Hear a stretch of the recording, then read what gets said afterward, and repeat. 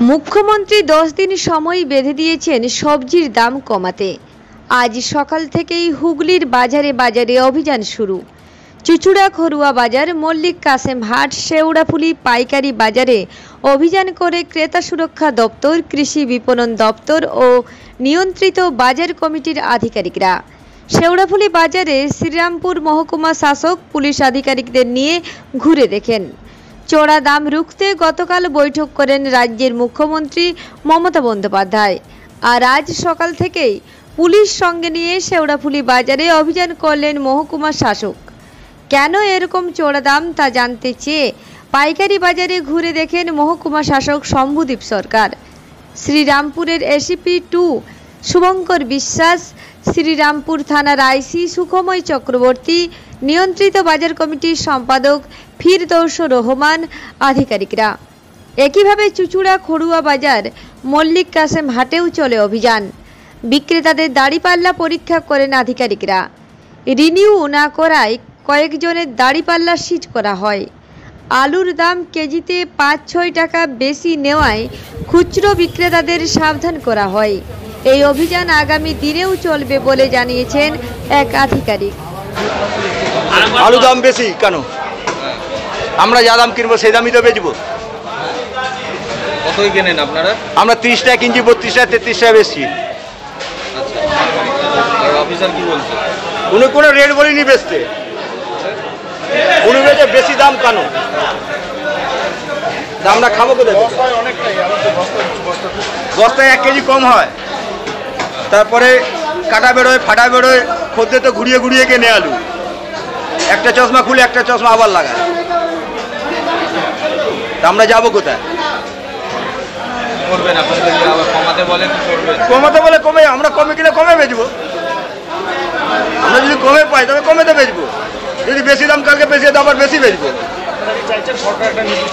হ্যাঁ করুক, ভালো, নিশ্চিত দাম করলে তো ভালো তো আমার সবাই। আরে আমার কাছে যদি আলু 2 টাকা কমে কিনতে হয়, বাদবাকি সব তো কিনে খেতে হয়। পেঁয়াজটা কিনে খেতে হয়, পেঁয়াজটা আমার 2 টাকা কমে 5 টাকা কমে পাবো। তেল নুন এইগুলো তো কোনো কিছু নেই, শুধু এইটাই আলু, কাঁচা সবজি। কাঁচা সবজি একদিন বাড়ে একদিন কমে যায়। তেল নুনের দাম তো কমছে না, বাড়ছে না। 120 টাকা কিলো এলো, 120 টাকা। 34 টাকা জ্যোতি আলু বিক্রি হচ্ছে, 36-37 চন্দ্রমুখী বিক্রি হচ্ছে। আপনারা কি চাইছেন? দামটা কমলে ভালো, আমাদের বেচা কেনাটা বাড়ে। মানুষ তো আলু কম নিচ্ছে, বেচা কেনাটা অনেক বাড়বে দাম কমলে। আর আমরাও বলতে চাইছি যাতে কোল্ড স্টোরে রেট মারা হোক। আমাদের এখানটা তো রেট মারলে দাম কমবে না, কোল্ড স্টোরে রেট মারলে দাম কমা যায়। সেখান থেকে কত কেনেন? ওইখানে 1570 টাকা, 60 টাকা আলু কিনছি, 1470, বিভিন্ন রকমের আলু। কতই কেনেন? হ্যাঁ, কিলোতে? কিলো 30 টাকা আলু কেনা পড়ে।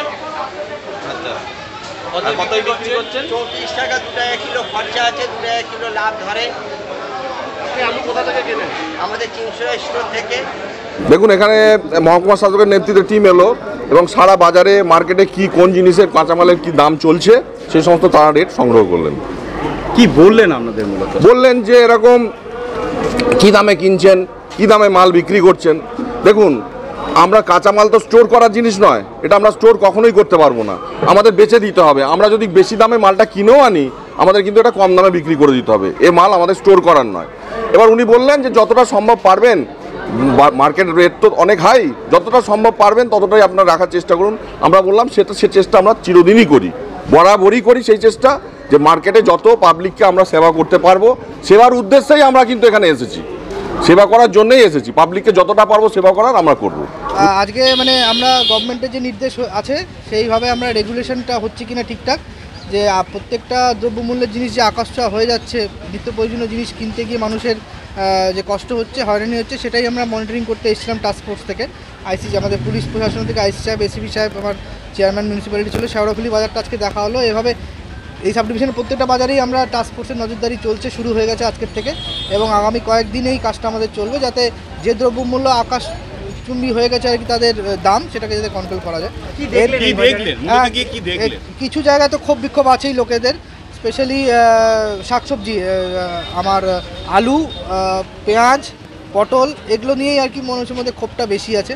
তো আমরা রেসপেক্টিভ যে মার্কেট কমিটির সেক্রেটারি বা যারা কর্তৃপক্ষ আছে এবং খুচরো ব্যবসায়ী যারা আছে তাদেরকে যা নির্দেশ দেওয়া দিয়ে দিলাম। আরএমসির লোকও আমাদের এখানটা আছে, রেগুলেটেড মার্কেট কমিটি, তারা খুব শিগগিরই ব্যাপারটাকে নিয়ে বসার আমরা নির্দেশ দেওয়া হয়েছে, মিটিং করা হয়েছে, যাতে অতি সত্বর এই রেটটাকে আমরা রেগুলেট করতে পারি। পাশাপাশি দরের সঙ্গে কি পার্থক্য পেলেন? পার্থক্য এখানে সরকারি দর বলে তো সেরকম কিছু নেই, যে মার্কেটের রেগুলেশনটা ওটা সরকারি দর বলে হয় না, ওটা মার্কেট রেগুলেশন করে হয়। সেখান থেকে হ্যাঁ গত বছরের থেকে নিশ্চয়ই তার বেশি আছে, বা লাস্ট 10-15 দিনের মধ্যে একটা আপ ডাউন হয়েছে কিছু কিছু দ্রব্যমূল্যের, সেটাকে যাতে রেগুলেট খুব শিগগিরই হয়ে যায় সেই জন্য নির্দেশ দেওয়া হয়েছে।